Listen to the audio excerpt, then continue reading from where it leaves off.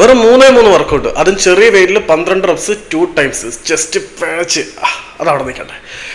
Kerala ബ്ലാസ്റ്റേഴ്സും Bengaluru F സിയും തമ്മിൽ നടന്ന മത്സരത്തിൽ കേരള ബ്ലാസ്റ്റേഴ്സിന്റെ സൂപ്പർ താരമായിട്ടുള്ള ഫാലോ ഇന്ത്യക്ക് നേരെ ബംഗളൂരു എഫ് സിയുടെ ആരാധകരുടെ ഭാഗത്തു നിന്നും വംശീയ അധിക്ഷേപവും പരാമർശവും ഒക്കെ ഉണ്ടായത് നിങ്ങൾ അറിഞ്ഞിട്ടുണ്ടായിരിക്കുമല്ലോ. മൃഗശാലയിലേക്ക് പോകുമെന്നായിരുന്നു അവർ ഫാലോ ഇന്ത്യയുടെ ആഹ്ലാദ പ്രകടനത്തിന് നേരെ ആക്രോശിച്ചുകൊണ്ട് പറഞ്ഞത്. അവന്മാരുടെ സംസ്കാരം കാണിച്ചു. നേരത്തെ ഒരു ഈസ്റ്റ് ബംഗാൾ താരത്തിനെ റാഗി മുദ്ദ എന്ന് വിശേഷിപ്പിച്ചതിന്റെ പേരിൽ ക്രൂശിക്കപ്പെട്ടതാണ്. പിന്നീട് വംശീയ അധിക്ഷേപപരമായിട്ടുള്ള പ്രശ്നങ്ങൾ വീണ്ടും ബംഗളൂരു എഫ് സിയുടെ ആരാധകരുടെ ഭാഗത്തു നിന്നും ഉണ്ടാകുന്നതുകൊണ്ട് ഇത് should be take in consideration എന്നുള്ളത് തന്നെയാണ്.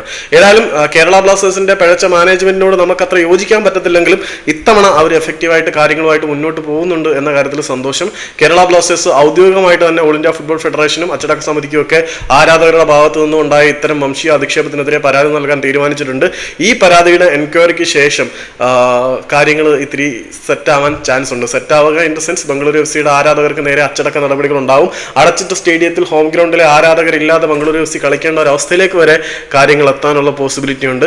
ഏതായാലും ലോക ഫുട്ബോളിലെന്നല്ല, ലോക കായിക മേഖലയിലെന്നല്ല, സമൂഹത്തിന്റെ ഒരു തുറയിലും ഇത്തരത്തിലുള്ള വംശീയ അധിക്ഷേപങ്ങളെ വെച്ചു പൊറപ്പിക്കാൻ പറ്റത്തില്ല. എന്നിരുന്നാൽ പോലും കായിക മേഖലയിൽ, പ്രത്യേകിച്ച് ഫുട്ബോളിൽ ഇത് നിരന്തരം ആവർത്തിക്കപ്പെടുന്നുണ്ട് എന്നുള്ളത് വളരെ സങ്കടമുളവാക്കുന്ന ഒരു വസ്തുതയാണ്.